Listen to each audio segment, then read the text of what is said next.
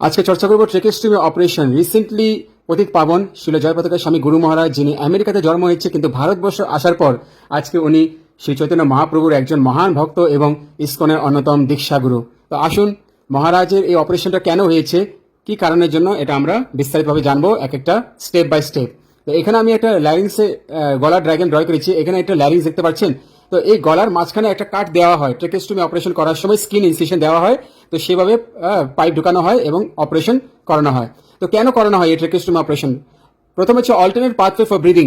যদি কেউ শ্বাস নিতে কষ্ট হচ্ছে, তো তার জন্য কি এটা একটা অল্টারনেট পাথওয়ে, মানে একটা দ্বিতীয় পাথওয়ে, যাতে উনি শ্বাস নিতে পারে যদি কোনো শ্বাস নালীতে কোনো কিছু আটকিয়ে থাকে এবং শ্বাস নিতে কষ্ট হচ্ছে তার। দ্বিতীয় হচ্ছে ইমপ্রুভস অ্যালভিওলার ভেন্টিলেশন। এখানে অ্যালভিওলার ভেন্টিলেশন বলতে গেলে কি, মানে আমাদের লাংসের ভিতরে অ্যালভিওলা আছে, ছোট ছোট দানার মতন শ্বাস কেন্দ্র, এরকম একটা মানে জাংশন আছে, সে অ্যালভিওলাই, সেটাকে অ্যালভিওলা বলা হয়। সে অ্যালভিওলাতে ভেন্টিলেশন, যেরকম আমাদের ঘরের মধ্যে যদি ধোঁয়া জমে যায় তাহলে আমাদের শ্বাস নিতে কষ্ট হবে, সেরকম অ্যালভিওলার ভিতরে যদি ধোঁয়া জমে যায় বা কষ্ট হয় শ্বাস নিতে, তাহলে সে এখানে ভেন্টিলেশন প্রদান করা হয় যাতে উনি শ্বাস নিতে পারে, তার লাং ফাংশনিং যেন ইমপ্রুভ হতে পারে এবং তার শ্বাসনালীর থেকে যেন শ্বাসকষ্ট যা অসুবিধা সেটা যেন এড়িয়ে যেতে পারে। তৃতীয় হচ্ছে protect the Airways. Protect the Airways মানে ধরেন ফ্যারিংস বা ল্যারিংস বা কোনো ইঞ্জুরিতে, গলার মধ্যে যদি কোনো ইঞ্জুরি হয় বা ব্লাড জমে থাকে, কোনো যদি একটা অবস্ট্রাকশন থাকে, তো এয়ারওয়েকে প্রোটেক্ট করতে সাহায্য করে যাতে আমাদের শ্বাসনালী আটকে না যায়। তো চতুর্থ allows removal of trachea bronchial secretion. Trachea আর ব্রঙ্কিয়াল, মানে ট্রেকিয়া মানে গলার উইন্ড পাইপ যেটা বলি, আর ব্রঙ্কিয়াল মানে লাংসে যে ব্রঙ্কিয়াল ভেসেলস থাকে, সেখানে যদি কোনো সিক্রেশনস থাকে তাহলে সেটাকে সরানোর জন্য অ্যালাউস রিমুভাল, সেটাকে সরিয়ে দেওয়ার জন্য এই ট্রেকেস্টমি অপারেশনটা করা হয় যাতে ওনার ট্রেকে এবং সিক্রেশন যেন না থাকে। পঞ্চম হচ্ছে রেসপিরেটরি অবস্ট্রাকশন, রেসপিরেটরি ইনসাফিসিয়েন্ট। যদি কোনো রেসপিরেশনে যদি ইনসাফিসিয়েন্ট থাকে, শ্বাস নিতে কষ্ট হচ্ছে, বা কোনো অবস্ট্রাকশন থাকে বা ব্লাড বা কোনো একটা ফরেন বডিজ থাকে, তো সেটা অবস্ট্রাক্ট করে রাখে যাতে আমরা শ্বাস নিতে পারি না, তার জন্য এই ট্রেকেস্টমি অপারেশন করলে কি হয়, সেই শ্বাসনালীটা অবস্ট্রাকশন সরে যায়। এখন আমরা আসবো যে ট্রেকেস্টমি কত রকমের হয়। 5 রকমের ট্রেকেস্টমি হয়, এক একটা করে জানবো। 5 রকমের ট্রেকেস্টমি লিখেছি। তো প্রথম হচ্ছে এমার্জেন্সি ট্রেকেস্টমি, সেকেন্ড হচ্ছে ইলেকটিভ অর ট্রাঙ্কুয়াল ট্রেকেওটমি, তৃতীয় হচ্ছে পার্মানেন্ট ট্রেকেস্টমি, মানে পার্মানেন্ট গলার অপারেশন সেটা করা হয়, এবং চতুর্থ হচ্ছে পারকিউটেনিয়াস ডাইলেটেশনাল ট্রেকেস্টমি, এবং পঞ্চম হচ্ছে মিনি ট্রেকেস্টমি, যেটাকে আমরা ক্রাইকোথাইরয়েডটমি বলা হয়। এখানে ক্রাইকোর কার্টিলেজ আছে, সেই ক্রাইকোর কার্টিলেজে যদি সেই জায়গায় যদি অপারেশন করে যদি রেসপিরেটরি সিক্রেশনস এরওয়ে অবস্ট্রাকশন যদি ক্লিয়ার করা হয়, সেই অপারেশনটাকে মিনি ট্রেকেস্টমি বা ক্রাইকোথাইরয়েডটমি বলা হয়। এই পার্মানেন্ট ট্রেকেস্টমি কখন করা হয়? যখন যদি আমাদের ল্যারিংস, গলার ভিতরে যে ল্যারিংস আছে যেটাকে ভয়েস বক্স বলে, সেখানে যদি কোনো স্টেনোসিস বা চাপা খেয়ে যায়, তার জন্য সে পার্মানেন্ট ট্রেকেস্টমি করা হয়। এবং অ্যাবডাক্টর প্যারালাইসিস, আমাদের গলার মধ্যে যে মাসেলস আছে অ্যাবডাক্টর মাসেলস, সেটা যদি প্যারালাইসিস হয়ে যায় তাহলে সেটার জন্য পার্মানেন্ট ট্রেকেস্টমি করা হয়। তাহলে বুঝতে পেরেছেন। এখন আমি পরবর্তী ডিসকাস করবো কমপ্লিকেশনস, কি কি কমপ্লিকেশন হতে পারে যদি ট্রেকেস্টমি অপারেশন করা হয়।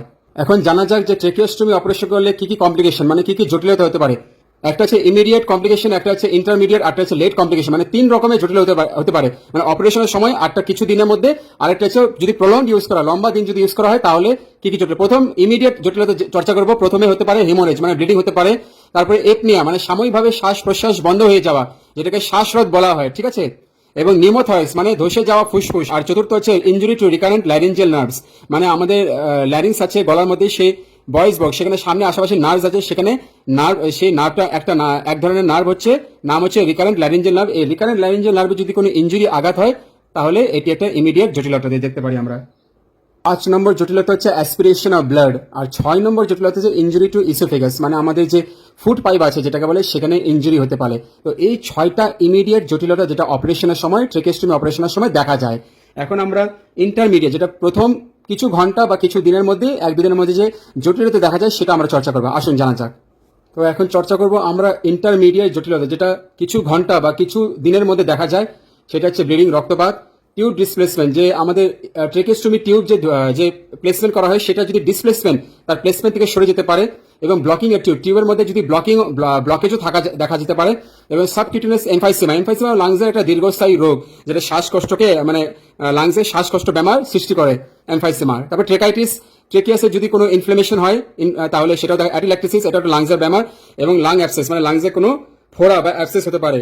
এবং লাস্ট হলো লোকাল উন্ড ইনফেকশন, মানে গলাতে কোনো ইনফেকশন, সামান্য লোকাল উন্ড ইনফেকশন দেখা যেতে পারে। এখন আমরা জানবো লেট কমপ্লিকেশন, যদি মাস ধরে এবং সপ্তাহে ধরে যদি ট্রেকেস্টমি টিউব যদি ইউজ করা হয়, ট্রেকেস্টমি অপারেশন করা হয়, তো প্রথম হচ্ছে ব্লিডিং, সেকেন্ড হচ্ছে ল্যারিঞ্জিয়াল স্টেনোসিস, ল্যারিংসে যদি কোনো স্টেনোসিস হয়ে যায়, ট্রেকিয়া স্টেনোসিস, কোনো ট্রেকিয়াতে জন্য চাপা পড়ে গেলে, এবং চতুর্থ হচ্ছে tracheo oesophageal fistula due to prolong use of cuff tracheostomy cuff অতিরিক্ত দিন ধরে ইউজ করলে, মাস বা কয়েক সপ্তাহ ধরে ইউজ করলে ট্রেকিও ইসোফেজিয়াল ফিস্টুলা হওয়ার সম্ভাবনা থাকে।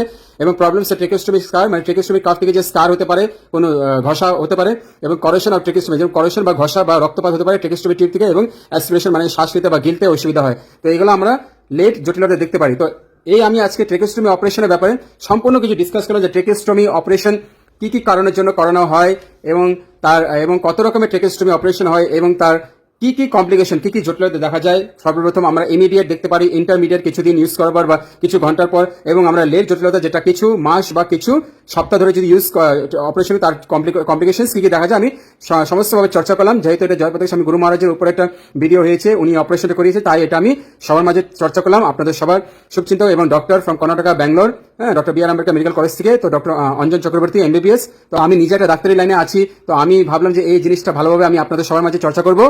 তো আজকে আমি প্রদান করলাম। তো কেমন লাগলো ভিডিওটা? আপনারা যত পারলে ভিডিওটাকে লাইক, ভালোবাসা, যত পারলে ভালোবাসা দিবেন, শেয়ার করবেন, এবং ভিডিওটাকে আপনাদের ভালোবাসা আশীর্বাদ দিয়ে এগিয়ে নিয়ে যাবেন। তো সবাই ভালো থাকুন, সুস্থ থাকুন, এবং জয়প্রতাপ স্বামী গুরু মহারাজের জন্য শুভকামনা করি, উনি যেন খুব তাড়াতাড়ি সুস্থ হয়ে উঠুক, এবং উনি যেন ভগবান তাকে কথা বলার শক্তি যেন দিতে পারে, শ্বাস কষ্টে যা কিছু কষ্ট আছে সব কিছু ভগবান তার সমস্ত মিটিয়ে দুক। হরে কৃষ্ণ, জয় রাধে, জয় গুরুদেব, হর হর মহাদেব।